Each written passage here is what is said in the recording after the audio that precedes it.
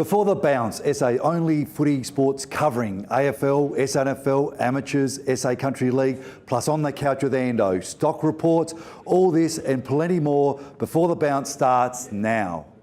Ando, we're back here to do the AFL chat. New sponsor on board as well. Oh, good, I like that. Hoult Doctor, down on Unley Road. So any of those post footy injuries, mate, or even those any injuries, head down to do with your feet, head down the Foot Doctor and get them to sort you out. Athletics, all sorts. So. Well, it's an easy week really this week. We had two fantastic wins. The Power, of course, over in WA against the Eagles. That was a fantastic win. They do play well, in their past records, but as you said, in the wet, probably.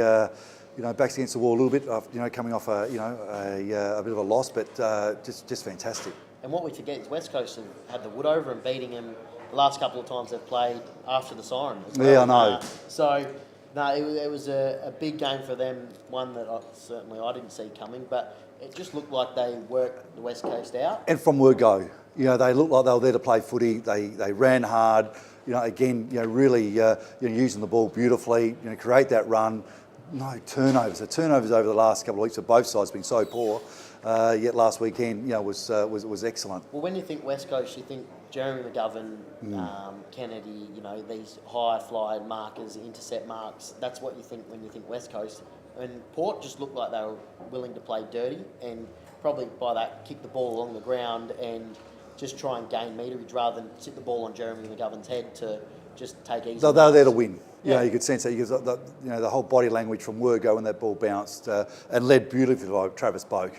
I mean, they've, captains nowadays, I suppose a bit different than yesteryear. I think there's no problems with both clubs, sharing captaincy because it's really worked for Port Adelaide. Well, there's a lot of uproar with Port's one, wasn't there? They're saying at the moment he could be Brownlow favourite to this stage. He was outstanding on the weekend, and it's just amazing that yesterday. Captain, you're leading the team. Today, you're dealing with the media. You're going to seminars over in Melbourne. You've got this function to go to. It's not a lot about leading the team on the ground. It's a lot what happens off the ground that you're really the captain of the club. So, taking that responsibility off him, you could just sort of see he was running beautifully. Every game this year has been spot on. He looks fit and he looks fast, whereas he's probably looked a little slow over the years, but.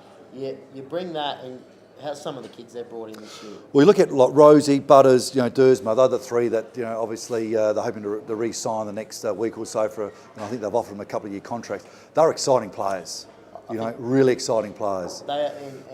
We forget you bring in Brian Burton as well, who he's not that old from Hawthorn. No, conditioned nicely, and probably the same with Powell Pepper. He's got a couple of years under his belt as well, and even Bonner. A bit stronger over the ball. He's very plenty of speed. But I think last year he just got knocked off the ball a little bit too easy. You can see he's had a great pre-season in the gym. He looks strong. He looks confident, and they could be 5-0. I mean there was two games there could have went either way. Okay, it didn't. But that's how well they're playing at the moment. They're playing very well. I agree with you, and it was impressive to see him in the wet this early in the year as well. And the way they played. So, no, they were fantastic. Is that soft spot just growing a little bit bigger for Port Adelaide at the moment? Oh, look, it's always hard to take Port out of the boy, but, in the same vein, when we start talking about the Crows and, Ellis Yorman, Alex Keith, how well is he playing at the moment? He's like a rocket Bridgeholder back there. He is so hard to get past, He's good, and the thing I like is he's so athletic as well, too. You probably find with some of those key pillars or key defenders and that, they're a little bit slower, but he just looks so agile out there as well, and he's been fantastic for the Murphy was outstanding. I thought he was just so energetic, had plenty of energy. He was there if there was any little scruffle. He's popping around. He's a bull of energy, that's for sure. Greenwood, just. Great in the SNFL, really worked hard to get himself back into the Crows lineup, and he really gave a great contest where we've sort of been lacking that a little bit over the last few weeks. Pretty handy, very handy. Very, very. I know what he can do around the ball, but there's plenty of engine there. But we just the fact that he can go forward, create a really good contest, and hey, Murphy, 3 or 4 goals, and you look at Eddie Betts 6. from crumbs, you know. So it was pretty important, that contest But down there. on Greenwood, you see, you know, these midfielders that are 6'5" or whatever they are now, how important they are that they do go forward. He plays he's a key position size. Yeah, really. So yeah. you watched him on the weekend. He was able to take a couple of pack marks out of the goal square and whatnot. It was brilliant. But And probably the only downfall was Milder's injury. he'd been good. He was really Milera, Wayne, it's injury, Wayne. He- I reckon you would have been dished out of those sort of bumps in your time too. You got a big set of shoulders there. I reckon you would have crunched a few in your time. I was trying. King of the North, mate. Ain't King of the North for nothing. Let me tell I you. was never quick enough to catch them, so I'd always get them after they kicked and they slowed down, so it'd be a free kick downfield. And of course, Eddie Betts 300 and Smith's 150. Just a fantastic occasion for him. You couldn't write a better script, really. I mean, those two goals from Smith were fantastic, and he actually found quite a few targets, which he hadn't done over the previous weeks. I really thought his left foot was deadly. Oh, he's a ripping kick of the footy, Yeah. and it was probably that lack of footy, just getting back into it Yep. with the year off. And what it showed to me is, and watching him live, is how much they feed off his run and carry. Yeah. He's their line breaker. So for them to obviously be without him last year, and then to come back, he's a big one. He's a big one for them, that's for sure. And St Kilda. I mean, we've got the Gold Coast, and I think that they beat a side that was running very, very well, but I don't think St Kilda are going to come with the same game plan or the same mentality as I think the Gold Coast. So now we're going to the Marvel Stadium, so it's St Kilda's home ground. They're bashing teams up at the moment. St Kilda, they're ruthless. They look bigger, they look stronger. They're really hard at the ball, hard at the player. Which is, you listen to the off-field noise at the start of the year. We probably didn't expect to see, but they don't look like a Gold Coast so that you go, okay, you're waiting for them to drop off. They're playing some good footy, wait for them to drop off. St Kilda don't look like dropping off. Well, they were sensational pre-season wise. I mean, I don't think they dropped the game there. No. And then so far they've dug it out deep and really showed that hey, they're a finals contender. They're playing pretty good, strong, tough footy, and we're really relying on no one. There's 22 guys out there sharing the load. So I think this week, the Crows are going to have to come with a really tough focus on some good, accountable football. No, I couldn't agree more. And talking surprising wins, what about Carlton on the weekend? Who would have picked that? Look, I really felt for I said this last week.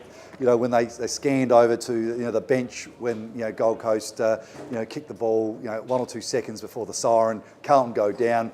It would have been their first win for so long, and you did feel a bit sorry for them. So I was actually really barracking for Carlton, and it was really pleased they've got the win, and they've got a great list. I mean, wow! There were some blokes that really put their hands up and say, well, you got to do this week in, week out now, guys, because this is what AFL footy is all about. Yeah. And if they can do that, they could really turn their season around and say, well, what might not happen this year, but we're going to really upset some teams, and that's what's got to happen. Sam Walsh will win the Rising Star this year in an absolute canter. I think he's a ready-made 300-game player. He doesn't look out of place at all. He's an absolute star. But even blokes like Harry Mackay, Petreski Seaton, those sort of boys, which I was actually. Last week I said to you on watching Footy Classified, they had Juddy out the front grilling him as director of footy, and this week he was sitting there with a big smile as they were showing Caroline Wilson's comments from the week before, and she was pointing out Mackay, Petreski. That's right. Those boys. No. So, I think it's good Colbert, for the club. what a great. They won't. I don't think they were playing that bad of footy before. No. Either. Well, they should have been Gold Coast. So all bar 2 or 3 seconds. That's it. Port Adelaide. North against North Melbourne in Adelaide.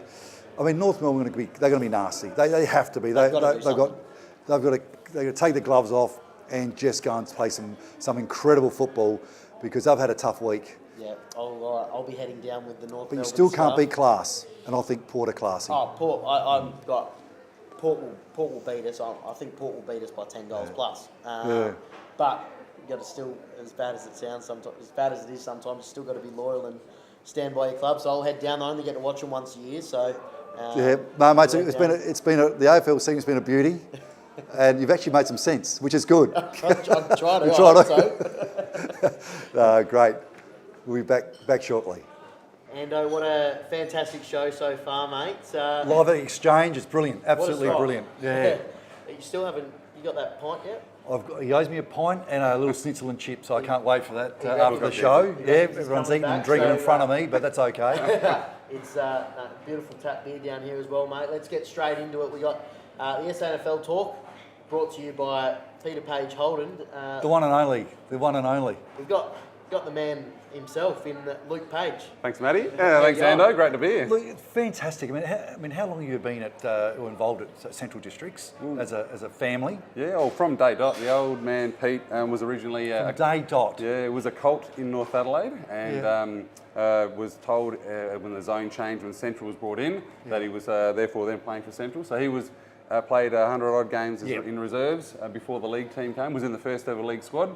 Only played a handful of games in the league before injury set him back, and then he just really wanted to stay involved and become as an administrator on the board, and then into recruiting and sponsoring just came as part of that. Yeah. Did he play that first game? Didn't play the Footy first game Park because the reserves and the league. So no, injured. I think he blew out his knee, and after playing, I think only managed a handful of the league games, but just wanted to keep involved in the club as you do.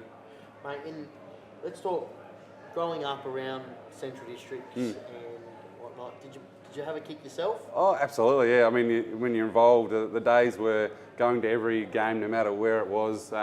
Early starts, long days. We would kick the footy around on the Elizabeth Oval till well and truly after dark. Find our way back into the club rooms, have a quick meal, probably sleep under the table, and then eventually get dragged out, put in the back of the car, and do it all over again. So tell me about Peter Page Holden's. How important is it to sponsor Central Districts and to sponsor clubs in the community? Yeah, it's huge. I think for any small club, and everyone out there will know that club's doing it tough at the moment. So having an association is not only good for the club, but great for a business as well. I mean, we want to give back to the community that kind of gives to us as well. So.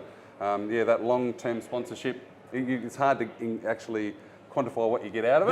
That's what. There's always a question. You always say, we're given this and we're given that, and you're on the back of the Guernsey or the front of the Guernsey. But how do you know what you're actually going to get back as a business? Well, you suppose you can measure it to a certain degree, but a lot of it is just goodwill. So we do it because we've had the association for 48 years, and we've been involved from day dot. So when the girls team actually first started, Holden were going to sponsor, but that got changed up and they were looking for a sponsor at the last minute. So we put up a hand to be the major sponsor of the girls team because we thought, you know what, we're there from day dot for the men's. We'll be there from the girls as well. Fantastic. Yeah. So it's been good.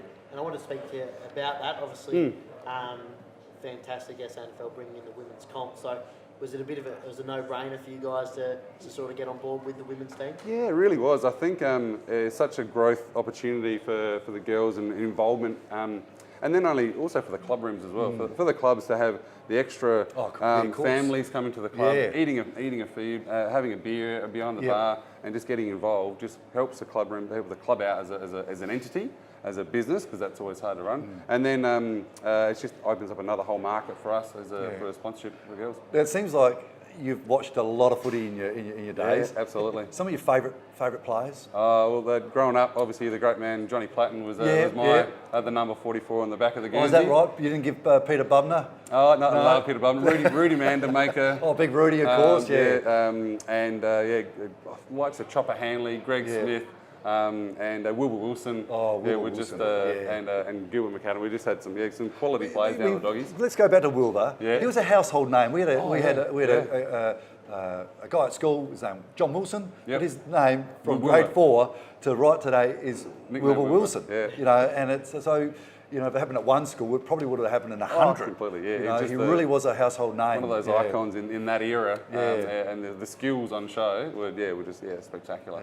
Yeah, absolutely. Come and coached at Gawler Centrals at my club as well. Oh, is that right? Yeah. Did he? Yeah. He was at Gawler Centrals for a couple of years, so I got to listen to him speak at we had a big celebration night probably 4 or 5 years ago, an anniversary. Got to listen to him speak. He was very insightful. Yeah, some legends, guys. Surprised no Duckworth or Jonas? Probably a touch earlier. Okay. I think the old man Pete signed up Johnny Duckworth one of the recruiting He's trips. one of my favourites, Johnny Duckworth. Yeah, absolutely. He I was think just ferocious at that ball. Just huge. You know, I reckon. wow. I reckon Pete signed him up on the back of a napkin. Is that right? Yeah, in a bar. Basically said flew across to WA and basically signed him up. You're playing for Centrals on the back of a napkin. There's your contract, and they went from there. McGarry medalist, and say no more. He was just a brilliant player, as was Peter Jonas. Yeah, wow, all Australian all Australian, great state player, fantastic state player. Yeah, some champions in the club room. That's why it's always.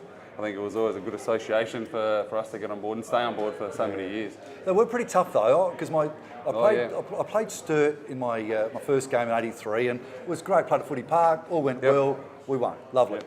The next game, all of a sudden, I'm out at Centrals. On the Ponderosa. For the Ponderosa, and after the game against Sturt, getting a few pats on my back, and a few people asked for my autograph. That was really nice. I'm only a young kid, 16, mind you. Then we've just won the game. Bit of controversy. We've just won it. I go down that race. You probably would have got a bit of a spray. It was just, I don't know, I still have nightmares over it. With the little mesh around it was the outside. terrible. Yeah. I couldn't believe what I could do with my makeup. Apparently, it was. My mother still wore army boots. It was fine. I could see the cheese god coming over. Bit of helpful advice. That's all they get. Get off the ground quickly. Someone could have told me that, because the week before I was enjoying it, But that was a tough. We tried to make it a tough tough for me. That's true. And you've been obviously watched a lot of SANFL over your years.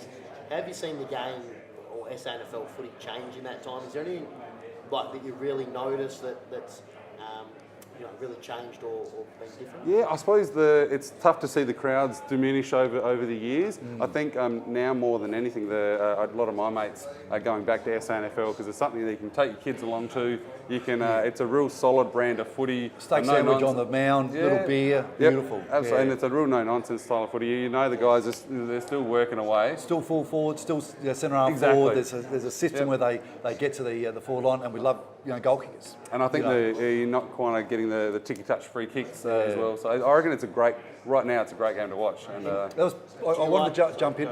I reckon it was the best grand final I've seen last year. I went to that as well. That North was outstanding. Yeah. It's outstanding. Good quality of footy and good atmosphere. Yeah. And the big rule I want to ask you in SANFL over the last few years is that kick in out of bounds. Yep.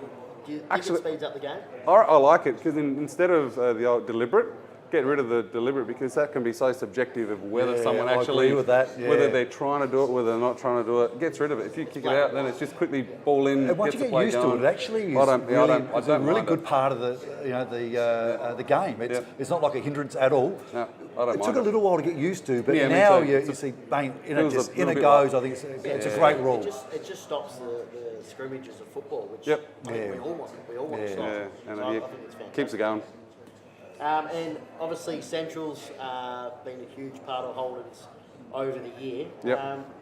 Plenty of workers heading down that way, pretty busy 24/7. Absolutely, yeah. When the factory was in full flight, there was a lot of activity going on. And obviously that's changed with Holden becoming more of a fully imported, like every other brand. Yeah. But for us, we kind of figure as long as they're bringing out the right cars, at the right money. What is the right car at the moment? I mean, all the SUVs are SUVs. huge. I mean, you've got the Colorado. Yep. Fantastic. Yeah, so the Colorado, that type of was a working ute back in the day. That's nearly replaced the family sedan. Is that right? Because it's like it drives like a car. It does. It's just got a big boot in a sense. So that's become that Colorado 4x4 style gives people the opportunity to go on the weekend warrior trips, but then still have the day-to-day driver. So they've got the right car at the right time. My old man's one of those. He's not a handyman at all. Wouldn't know how to hammer a nail into a piece of wood, and he drives around the four-wheel drive ute. Yep. All he's done for it actually. And I had a trial game, internal trial a couple of years ago, and I've done my hammy, and trainer goes, "I can't carry off." Called my old man, who was president at the time. He goes, "I'm not carrying him from one side of the oval to the other," so I drove the ute around.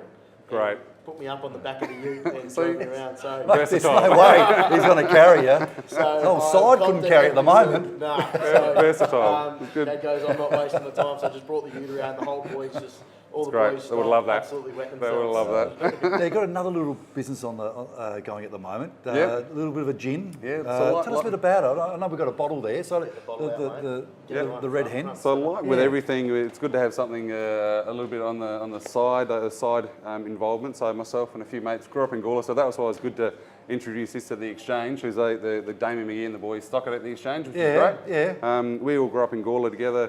Caught the old red hen trains from Gawler to Adelaide every day. Right, okay, yes. That's where the red hen comes from. And then literally on the back of Michael and his grandfather making wine as a hobby. Yeah. Then all of us boys making beer together, we wanted a bit of a different challenge and just thought the distillery, craft distillery, we could see that as a booming opportunity. And yeah, we enjoy it, we love it. I mean, SA is known for great food, great wine, and now it's really known for SA bats above its average in spirits across the board at the moment. And will the red hen go okay with nice schnitzel and chips in about half an hour? Do you think it will? I reckon you can talk to Geezer, mate. I reckon we'll be able to get it behind the bar for sure. How many bottles are we knocking off? Yeah. Oh yeah, I know. Luke, thanks very much for coming No in. worries, Andy. Thanks, and what guys. you're doing for the sport here in South Australia at all levels. I know great to be we've got central districts, but I know you sponsor a lot of other community clubs as well. And if it wasn't for people like you, things would be tough. At the moment, SANFL is in the right place, and that's a lot to do with great people like yourself sponsoring our fantastic sport. Thanks, Nando. Thanks, mate. Thanks, mate. Back in a moment. And another great night at the Exchange. Yeah, good people, friendly staff. That's it. Nice A crowd. few of your as mates well. in the crowd as well. They give you plenty, by the way. Yeah, That's it. Yeah, plenty. Plenty to say, mate. Let's get into it. We're here to talk Adelaide Footy League. Yep. Brought to you by Dace Irrigation. Over 30 years of experience in the industry, in the irrigation and fodder trade. And mate, we're here with the Smithfield president in Div 5 this year, Dwayne Nisbet. Dwayne, how you going, mate? Fantastic, mate. Living the dream. Good to have you on board. Now, Smithfield, you've been there for a long time. Been there since I was a junior. Junior, but you also played some footy at Centrals. I went out there, tried my hand at But you're a good league footy. player. I've been around the way. I just sort of, I guess, I know it wasn't for me, I suppose. Went back home, got dropped actually. Tell a lie. I played 17s, 19s out there. Went through the full development squad and got shortlisted for the Resies and unfortunately sat and watched a few games and lost the love for footy. Oh, so I went back to my local club and that was it. Do you ever think about going back and giving it another go with I was an 18-year-old kid playing A-grade footy at my club. Yeah, and loving it. Passionate, proud, and that was it. And you would have seen the area changed incredibly. I mean, all the new estates going up. It's amazing, isn't it? It's fantastic. It's good. It's good for the area. Everyone's got a perception of the place. Till you actually come down and have a look at it now. 20 years ago it was completely different. Last 10 years, different crowd, different people, and having the RAF. Population just boomed in the whole area. Massive. It's amazing, That's good. Yeah. I'm proud of it. I'm a proud northerner, if you can't tell. As you got to be, me too. You're known as Mr. Everything around the club. Coaching last year. Yeah, I coached 2 teams last year, actually. 2 teams, men's and the women's. So I started the inaugural girls team, so I coached all day Saturday and then half a day Sunday. So. How'd you go with that? It's obviously a lot of hours. I don't know. I guess the sacrifices you make is your family time and time with your kids and people you love, but same deal, footy's a passion of mine and footy's a big part of my life and my children, I've got 2 daughters, they both kick left and right foot, so that's how it is, what I mean? So how do you find the difference in coaching men to then coaching the women? Women are a lot easier. A lot easier? Well, a shitload easier. The women, you can tell them to be there a certain time, they'll be there. Yeah, they rock up, tell them they've got to pay fees by a certain time. You're sitting down in front of you, you're talking to them. Every single girl's looking at you, not stuffing around in their bag or, rolling in and out, having, in and out of the change rooms. It's a good point, though. I mean, I've been involved in amateur clubs, and I reckon it's in June we're still trying to get fees. It's the worst. And It is the women straight away. There it is. And you know what, they want to learn, and they're there for, a lot of the lads out, especially in our level, think they're probably better than the club or better than the game, and they just do their own thing and don't want to be told what to do. Because I've got a friend of mine who coached, in the amateur league, and now he coaches a women's league, and he just said they just want to learn and they want information and they just want to get better. Yeah. Where he said sometimes the men think they know it all. Exactly right. And it's harder to put things in place because you seem to be butting heads a little bit. Where it's just been a new lease of life for him. So it's probably for you a nice balance. I love coaching the girls. The girls were they probably they probably got more fire burning in my belly again. Oh, good. After being involved in footy for so long, and then you got a bunch of people who have never played footy, they've been around footy in certain aspects, but to teach them the basics and then go on and teach them game plans and stuff like that. I've got a lot out of it personally. And you're president now, mate. And Yeah. if the viewers haven't picked up already, you're a very, very passionate man.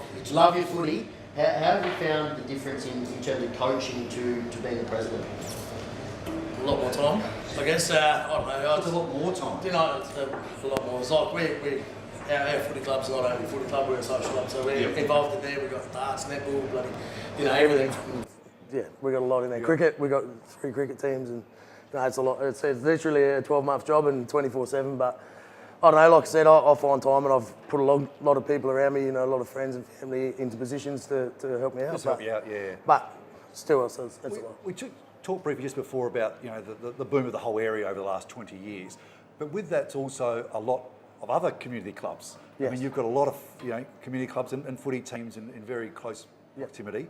How do you find that at the moment? Do you think there's too many in sort of a certain radius, or? Yeah, yes and no, probably in 2 aspects. I suppose a few of those clubs that just popped up out of nowhere, and they don't really have a history. They've got no history. So with us, we've got history, whether we good or bad. The setup's fantastic. We're 105 years old. We've got a lot of history there. People, outsiders looking in, they've probably heard about bad things or whatever, and they judge you automatically on that until they actually come out to the club. Until they come out to the club and they see the place and see people like myself and a lot of people around me, how passionate we are and how professional we are. Yeah. They love it. So and they don't leave. And that's the big thing I've taken from you is someone that doesn't, before doing this sort of thing, doesn't really know amateur league, and having a chat to you, and it's changing people's perspectives and the way they see Smithfield, and I think that's why you love it as well, and you want to be the person to do it, and I think so far you're doing a fantastic job, and you're already on the rise. Had a little bit of a mix-up round 1. I know. I lost a bit of sleep over that. I'd rather not talk about that one because that's a touchy subject. But, is that right? Yeah. But it is what it is. We took it on the chin and we accept the full responsibility that they dealt out their punishment and we took it. But still, it's hard apples. You're playing a quality side. You beat them by 10 goals and you score stripped. You got 0 points and they got 100. So it wasn't anything bad. It wasn't anything bad. It was an administrative error. Is that right? From a team manager, so... It's a funny thing, I woke up on a Sunday morning years ago and I got the phone call from the president that there was administration error from the other team. So all of a sudden I get the points. It was wonderful. It was happy day. Just tell us a bit about your junior setup, because that's the future of your club. And that's we'll go with that. So that's, obviously I was speaking to you off camera that I played in my juniors there at Smithfield. So I played all the way through from under 8, all the way through, went through all the ranks, and I remember some of my best memories in my life are playing junior footy at my club. True, wouldn't it? Yeah. And they probably helped me through, coming from a tough area, your footy club was always there. Yeah. You could rely on it, and I had that memories growing up forever. And unfortunately, the last 10 years, sort of, whether it be committee or whatever it was, but the juniors dwindled. And to the last 10 years, we had no juniors at all. Oh, okay. So we had 0. My number one goal as president coming on this year, I was like, no matter, at all costs, we're going to make sure Bring some juniors. I'll get the juniors. Because you had a great setup down there. Fantastic. So I ended up signing up. I affiliated 3 teams just on a limb. Yeah. Literally affiliated 3 teams. Said, right, that's what we're aiming for. Let's go for it. Yeah. Our junior committee consists of myself and one other bird, full committee. So we made it happen. Anyways, we've got 3 teams. So we've got Auskick. Oh, well done. We've got 62 kids in Auskick, which last 2 weeks ago we had the highest amount in the whole area of the Auskick kids. So that's on a Friday night. And then there's SANFL juniors. We got under 7s, under 9s, and under 12s. So massive achievement for our club, and actually probably pulls at the heartstrings a little bit. See little fellas running around out there. Yeah. For not having them for that amount of time. And it's the future of your club, and you're building that. And it's wicked. I've got some of the senior players at our club. They're all coaching the juniors as well. Yeah. So those kids can go see their idols play on a Saturday as well. Like I used to. Yeah. And that's we're building an old-fashioned club environment again, and started from scratch, but. Yeah, we're there. That's good. A bit hard, Jacket. With the kids as well, have you still got a women's team? Yeah, so we actually had 2, but we had to pull one out today. But we still got a women's team, and in there I've appointed the coach, Simon Johnson. He's got a fantastic record with women. I think the last 5 years he's played in 5 grand finals as a women's coach. Yeah. I poached him. He was one of our umpires. I poached him during off season, and he's come on board, and he's taken our girls. Forwards and leaps and downs. So. Yeah. What about this year? As a betting man, how do you think your season's going to? I've put us up the good. Point end of the year. So like I said, we did a lot of work in the off season. I interviewed 8 coaches, and interviewed about 50 players, and Wow. brought something to our club that's never been there before, which Yeah. is that professional side. Bringing them in and telling them what Because we it's expect. important to have success at the top, isn't It it? is. I mean, and you know. I understand, what it takes and what we need to be successful. So we did a lot of hard work in off-season. First 2 rounds, we probably would be 2 of the better sides in the comp. Well done. Easily. So who knows? It's footy. Yeah, this It could weekend? change. This This weekend, weekend we've got Kenilworth out at Kenilworth. Yep. So it's a big drive for us, probably an hour and 20 minutes, but we're going in with one of our better teams, so I'm pretty confident. Oh, brilliant. Now, and we talk obviously we talk Barossa footy, and there's a lot of rivalries in that. In terms of amateur league in Div 5, is there any of those big rivalries that your boys really get up for? So last week we played Eastern Park. Eastern Park are one of those yeah. teams in that zone, within the 1 kilometre radius. We played them, and me growing up as a child, I probably lost 5 grand finals all against Eastern Park. So, Oh, is that right? So I'm passionate. I hate it with passion, so to speak. But yeah, so we played them last week. To knock them off on our own deck was great. Yeah. It was brilliant. No, and we've talked on.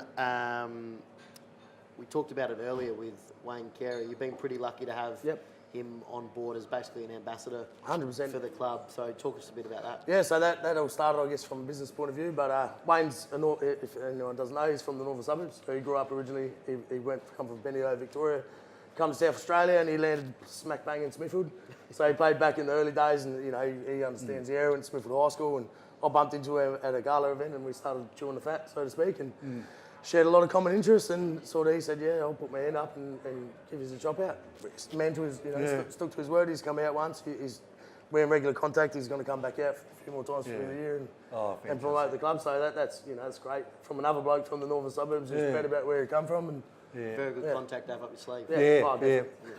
No, thank you so much for coming in. You are doing an absolutely brilliant job. Wow, and I just love the focus on the juniors. I mean, that's going to be the success of the club. Definitely. But you've worked obviously a lot for the success of the club at the senior level. All the very best. Thank you very Really a great year. Appreciate it. Cheers, You've mate. done a Thank great you. job. We'll be back shortly. Welcome back, Ando. It's been another cracking night here at the Exchange, mate. I've really enjoyed it. You're getting heckled from your mates, which is very good. But it's great being live. It's great being live. Nothing better. No, nothing better than that. It's nothing new. It's just a daily routine to me, which the man in the middle of us, he knows all about. Unfortunately, we got Paddy White here from the South Gawler Footy Club, and we're here to talk country footy, brought to you by this establishment that we're at, mate, in the Exchange Hotel. Great spot to be talking country footy, and welcome, Pat. Thank you, mate. Welcome, Pat. I'm going to jump back a little bit. Played a bit at Centrals, up in Darwin as well. Played a few seasons up there. You enjoy your time at Centrals? Yeah, no, it was good. I was there from basically the under 13s Development squad and up until sort of reserves. Played about 40 odd games. Okay, there, up until 2015, and then come back to South Gawler where I'm now for 2 years in the A grade in the Barossa League. And one of best and fairest as well. Oh, that's good.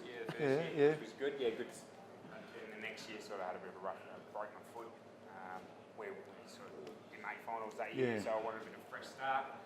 And yeah, decided to go up to Darwin for 2 years. How was that? I mean, I hear lots to it.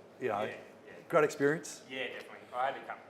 All 3 of my brothers have lived there previously, so I wanted to go. I've been up there previously on holidays and everything, but wanted to go up there and play a bit of footy and do something different. So decided to pack up the bags and moved up there for ended up being 2 years. Played for Nightcliff in the NDFL. That's a big club up there. Yeah, very big club. I sort of knew one bloke, sort of gave a shout out, and then sort of made my way there from him, and stayed there for a couple of years. How'd you find the difference in footy?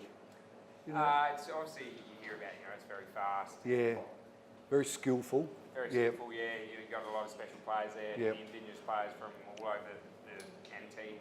Alice Springs, Stevie Islands, and spread out. Just and weaving freaks. magic. There's freaks, can't catch them. No. Especially when you're slow like me. But it was a good experience. It's playing in Darwin is obviously something different. You're 33 degrees, almost 100% humidity. And when you've got a hairline like mine, mate, you come off a bit red. It was very good. They played, a few night games, but majority of the games at sort of 2 o'clock, 4 o'clock in the afternoon when it's beating down. They get big crowds too. I mean, they just love it. They love it up there, they love their sports. Yeah. Sports, cricket league up there is pretty big, so because it's opposite seasons, Yeah. it attracts a lot of interest from Southern players, Southern State players and stuff like that. So everyone comes up for the season place, whether it's cricket or footy, and they look any sport they love up there. So I want to talk cricket for 1 second. You left a reasonably handy cricketer. How'd you go in your first? You played a game up there in the D grade, the C grade. First game, played in the C's. Hit a 4 first ball, got clean bowled the next ball. I thought, right. But then they put me in the B grade the next week. Come up and I hit a few bombs, hit 40, and they said, "Where have they been hiding you?" I said, "Mate, it's not going to happen every week." Come out the next week. 4 first ball, clean bowled. A little bit of inconsistency there. Pretty much the same way he plays with us as well, Ando. Is that right? So did you think about going back to Centrals after your time up in? Did a pre-season this year, Okay. and then that was sort of. I was thinking about staying in Darwin another 6 months. Ended up coming back, which was obviously the Nightcliff just won the flag, so it was good to see them. Yeah. Break the drought of 54 years, I think it was. Wow. So that was. I watched that on the live stream, which was good. Would have been like being part of it. I bet you were, So but I come back 2 years, so miss the family, the friends, and so come back home. And, did pre-season, and then just didn't get a berth round 1 in the reserve, so I thought careers on the line. Come back to Smith. Here I am. And enjoying it. Very much so, mate. I can't believe he couldn't get a game in the reserves. He's an absolute star, Greg. So, but Get that in the big jobs, mate. that's what happens. But talk us through up in Darwin. You've then worked your way over to the NT Thunder to their league side, essentially. Yeah, so they obviously get most of their players from NTFL.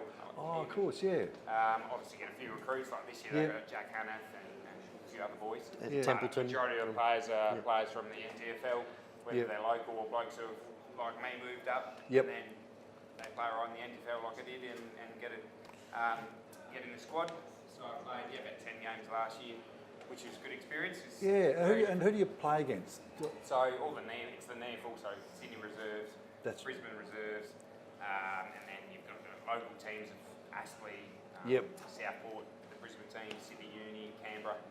So That's great, yeah. You play half the games away, half at home, so half the time you're travelling. So you leave on a Friday arvo, so you've got to sort of take 8 Fridays, half days off work, fly out on Friday arvo, and then play on the Saturday, come back either Saturday night, sort of midnight, or Sunday. So it's quite a, And how'd that go for you? Because obviously you're playing against Sydney Reserves, who are professional, and you've got the greatest of all the specialist training and then the facilities and to yourselves. Was it? We started well. We won the first 2 games. One against Brisbane by point round 1. Won the next round, and then kind of a couple of close losses, and then we only won 5 of the season. It was a tough year, but playing against. It's good though. It was very good. Really good sides playing. We struggled a bit, but we just with depth, a bit long in the season. I think a lot of blokes play 12 months a year, so whether it's get tired but you kind of don't do a pre-season. You obviously go straight from NTFL. 2 weeks later, you're playing in the next season, which is the NEAFL for Thunder, and half the blokes done the whole 12 months. So, it's a long hit. It's a long hit out, but the experience is great. You fly out, you spend some time, a couple of nights away, but it is tiring, especially if you're not winning games. But it's all about camaraderie and meeting new guys, playing against opposition sides and different states and things like that. Right. It's wonderful. And you get out of the sort of 8 away games. I went to Canberra, never been there before. Alice Springs, we played a game, local game there. And you have a few of those games, you stay overnight. So get looked after. Good. It's good. Good experience, but when you're not winning, it's a bit tiring. Those flights home, 4 hours flight. The worst road trip was a Friday arvo, go to Brisbane, fly to Brisbane, 3 or 4 hour flight. Stop over for an hour or 2, and then fly to Canberra, which is another hour. So they'd get there on the Friday, wake up, and they made us play on a Saturday night, 6 o'clock, whereas obviously it's freezing. It was middle of winter. We rock up, and it's pissing down raining. It's blowing a gale. I just shaved my head for the first time. It was beaming down. It was like the moon.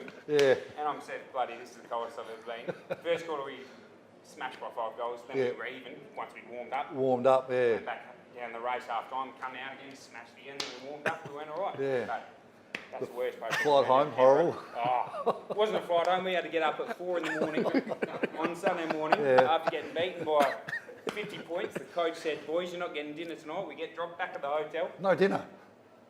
That was piss week. Oh, that's no dinner. That's ruthless. Some of the boys got Uber Eats, and I had a few nuts from the plane, a banana for dinner, and I went to bed. Had a cup of tea because I was that cold. 4 in the morning we get up.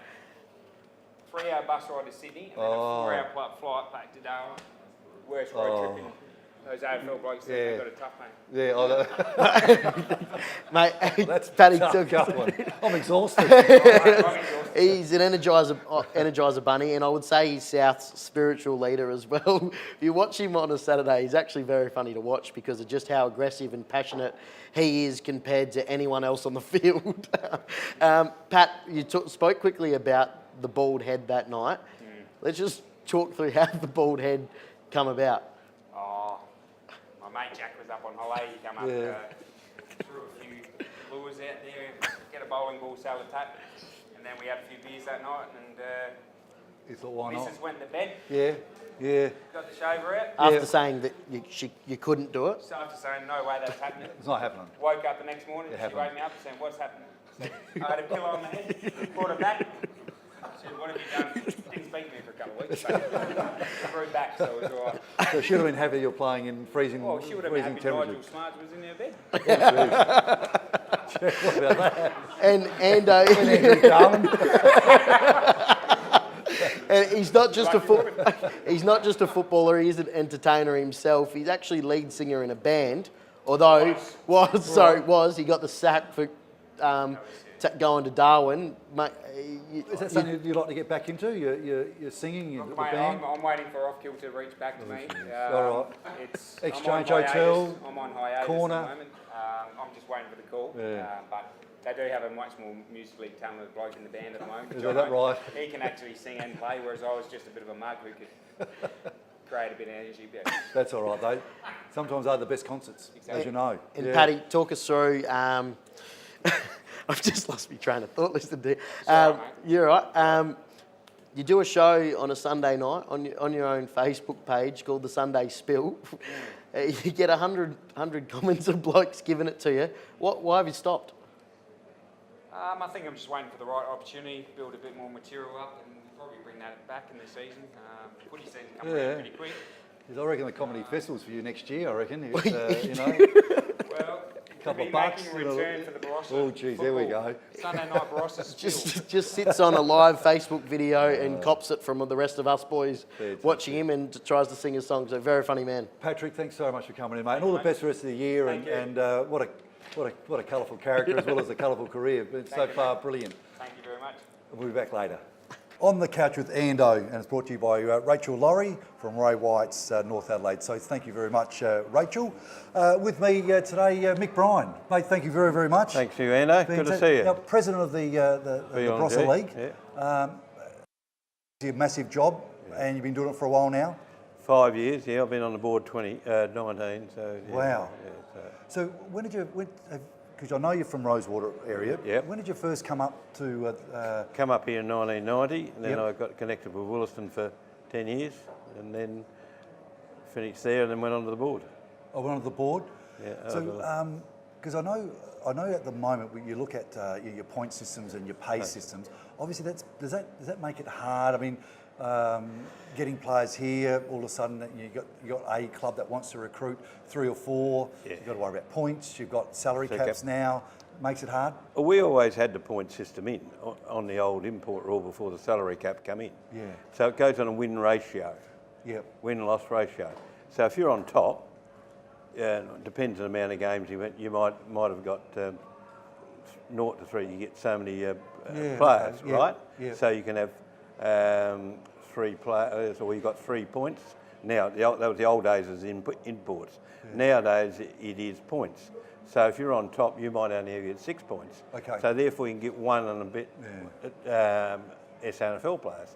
So we always thought you didn't need a salary cap because you couldn't get the players in. Yeah. You can't spend the money. Can't spend the money. That's true as well. Yeah. Yeah. So it actually so works. And the bottom side could go down up to 15 points. We don't go any higher than 15. Okay. Yeah. Right. Yeah. So as president of the club, of the association, happy with all the junior development? And, Our junior development is very good.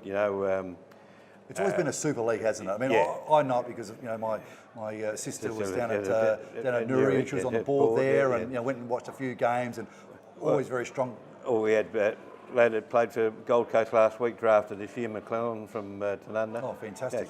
So he was straight at the draft. Central Districts are very good to us. They put a lot of money into our league. Yeah.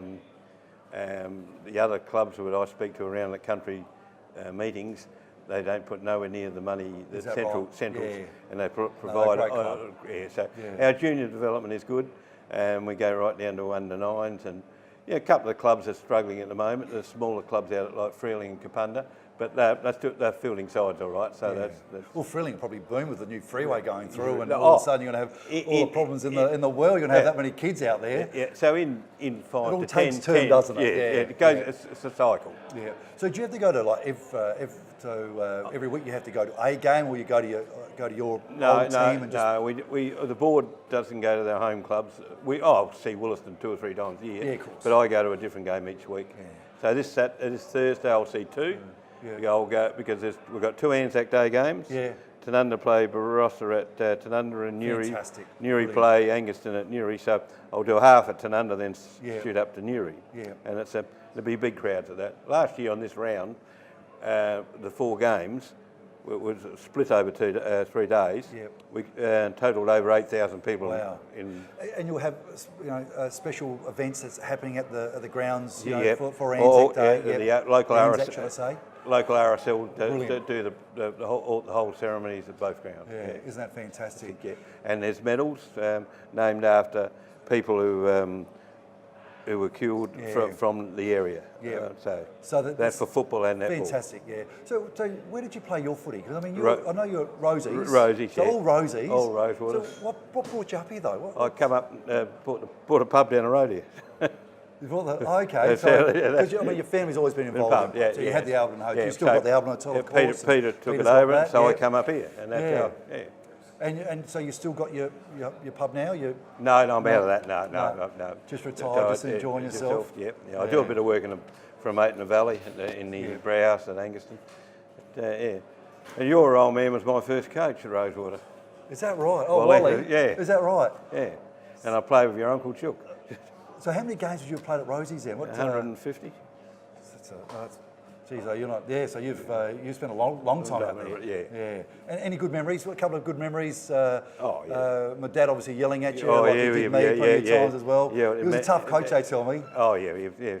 I had one. Can be a bit silly at times. While he could have been. I had one past player reckons that he made Ayers Rock look like a sponge a couple of times when he gave a couple of half-time strip downs, as they say in those days. But I played with 4 blokes who are very hard footballers. Yeah. Your Uncle Chooker. Yeah, tough. Don Williams, Chopsy Williams, my brother Peter, and Rodney Elliott. They're all very hard. Yeah. Played against some good players, the late Paul Rofe. So like in your day, they were A1 and a little bit A2 and mainly all A1. All A1. It was all A1. Yeah. They were all for 4 years in a row. They're in the top 3. Yeah. So it is a bit sad to see Rosewood. I know we should be talking the Barossa League, but it is Ando's on the couch. So I've changed the script a little bit. It is sad, but I think what happened is that the money came into Amateur League, and Rosewater didn't spend money on players, which I don't mind they did, which the other clubs do. That Mr. Kernian said they don't, but they do, and they do spend a lot more money than the country league. So does that keep your finger on the pulse with your own league, making sure that everyone has an opportunity to be a strong club year in year out? We can do that by the point system. How we have it. So if you're it's only proven 3 years ago, Gawler Centrals went from bottom to top. And because they had 15 points. Roger James did a perfect example at Barossa. He coached them to 2 premierships. Then all the blokes went to the Amateur League for big money. So he just played kids for 2 years. He wouldn't buy anybody in who's not good enough. So they went up to 15 points.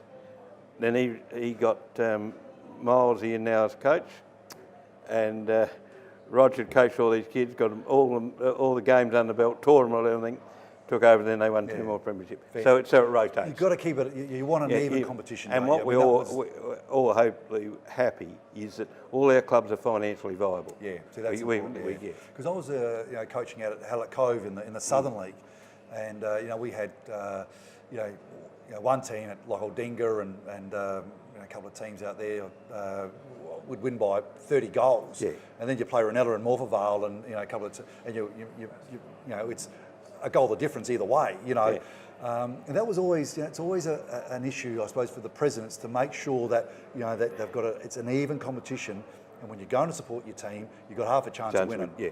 Yeah. Well, last round, out of 4 games, there was results 1 point, 2 points, 3 points. Yeah. Yeah. So that's fantastic. Yeah, fantastic. So it gives you the competition. I reckon this year will be very, very even. Very hard to pick the top 5 at the moment. So one of your good moments as president of the club, president of the association, one of the good grand finals, or I reckon last year's grand final call over was magnificent. one of the best. We had over 7,000 there, and the way they set it up was pretty good. All the grand finals have been done wonderfully well.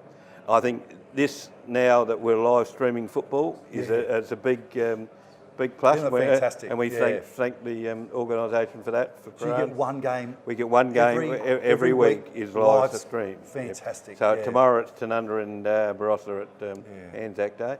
Other things, just to see that clubs have been down at the bottom coming up.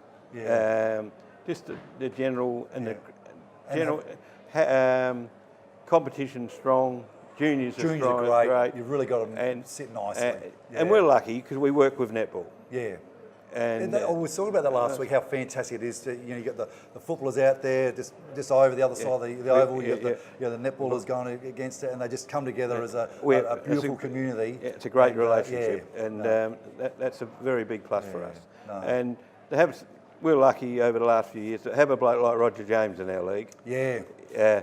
Got some big names in your league at the moment, by the way. Yeah, Somerton. Somerton, fantastic to get his experience. Yeah. Obviously we know he's just a wonderful player, but to have his experience and many to others teach as kids. well. To teach kids. That's our biggest asset. It's a future, isn't it? Our future. Really is, And all these clubs have got good kids. And I suppose, the league was proud last year that the captain of the premiership side come from our league, Bunga Hearn, come from Angus. Of course, that's right, So that's good. Yep. I was actually chatting about you. I was with down at Clare Caravan Park, and your name came up with my brothers and the sisters who you know. And Roger Dugan. Old Roger was there as well, and we played a lot of cricket together, Roger. I know you and Roger did, and we were chatting about a New Year's Eve at Steve Davis's place. And I remember you being there, a couple of quiet ones. That was a good night, actually. Some good names no one have a couple of quiet ones down again. So.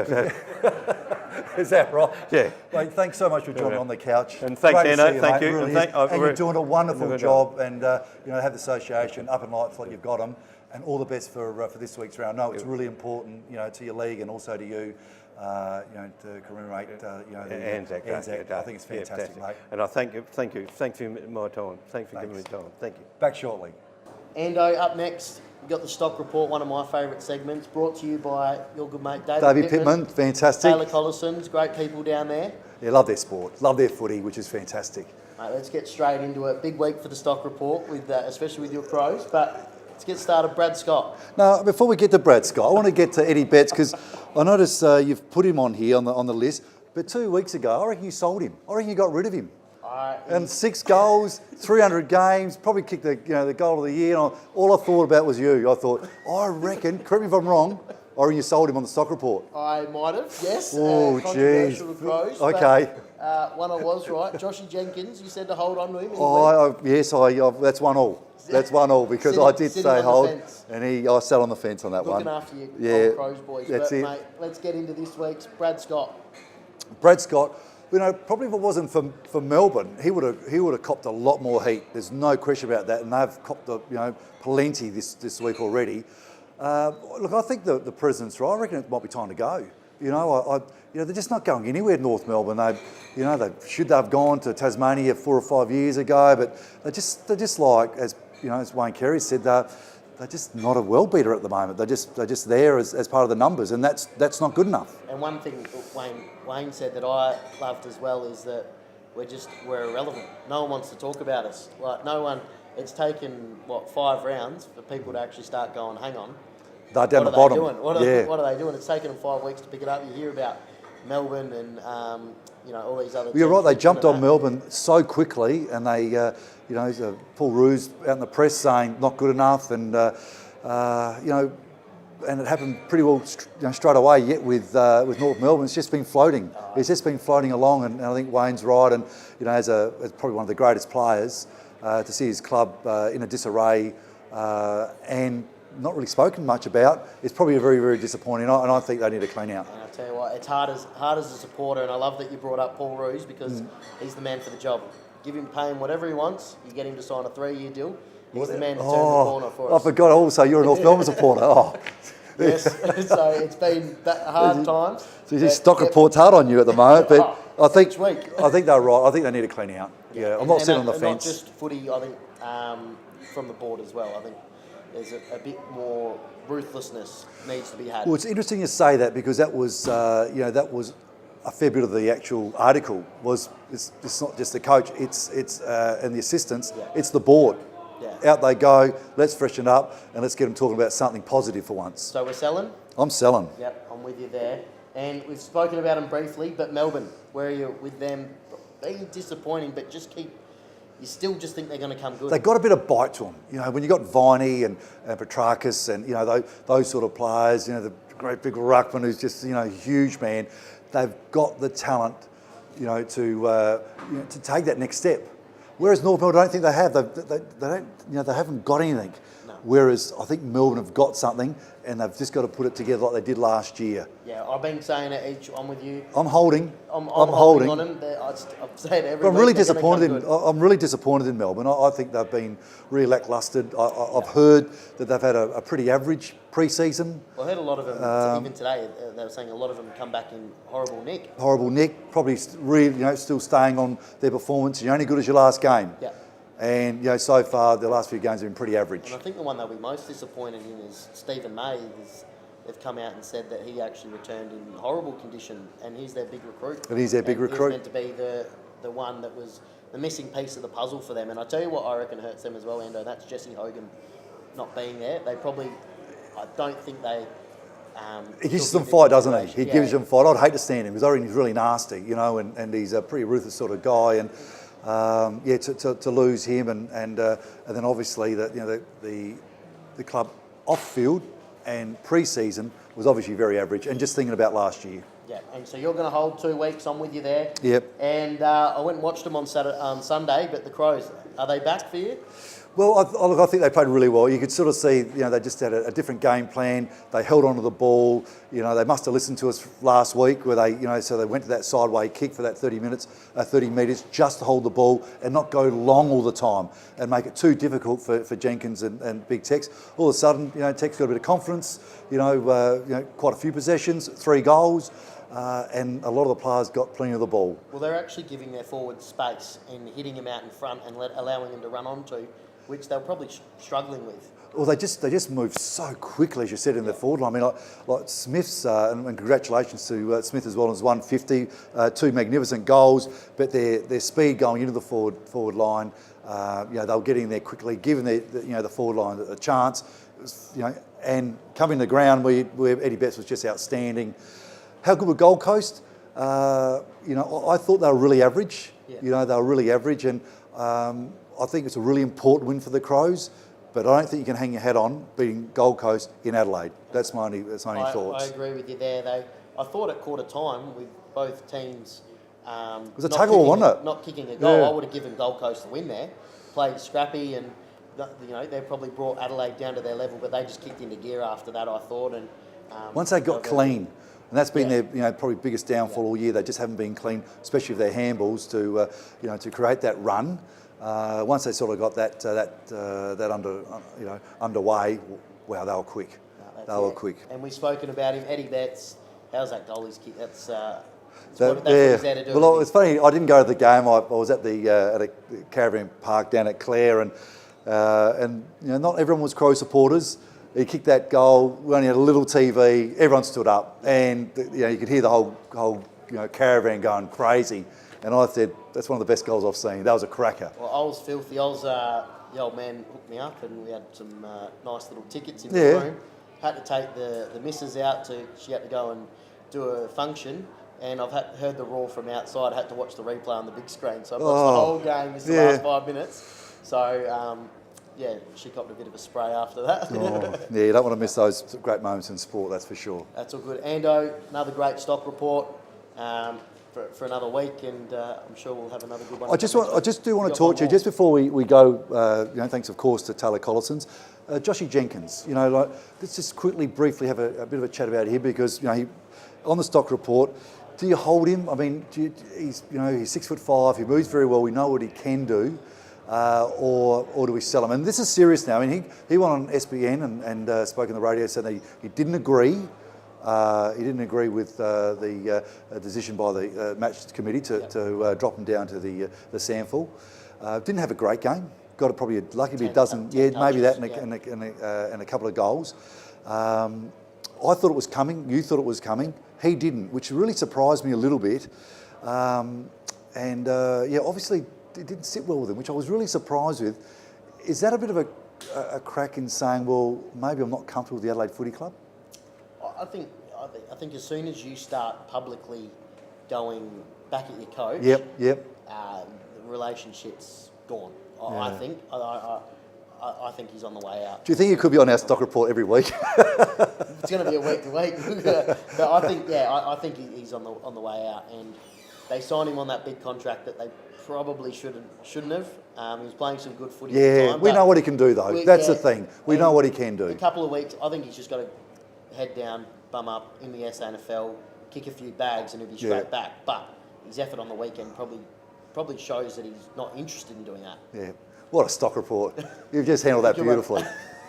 No, good as always, mates. And thanks to Taylor Collison. Yep. Davey Pittman. Good on you, mate. Thanks. No worries.